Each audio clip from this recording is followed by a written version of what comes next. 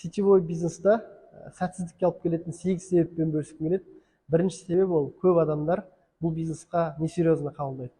Адамдардың көбісі былай ойлайды, ең бірінші мен жақсы ақша табамын, сол кезде ғана бұл бизнесқа тек серьезно қабылдаймын.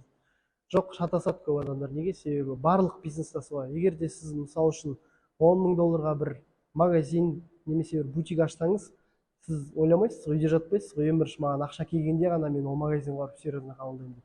Әрине, ең бірінші күннен бастап серьезно қабылдайсыз. Сол себепті бұл бизнеске келген кезде бірінші күннен бастап сіздің әрбір тұрғаныңыз, қолыңыздағы блокнотыңызға дейін, арманыңызға дейін барлығы серьезно болу керек. Сол кезде сіздің табысыңыз бірден өсе жетістікке жету мүмкіндігі ұлғаяды. Және де көп адамдар ойлайды, бұл бизнесті іші пысқан немесе домохозяйка немесе мама декрете дейді ғой, сол сияқты сондай адамдар айналысады деп. Жоқ, бұл бизнес 90% адамдарға бір идеальный мүмкіндіктердің бірі деп өзім есептеймін.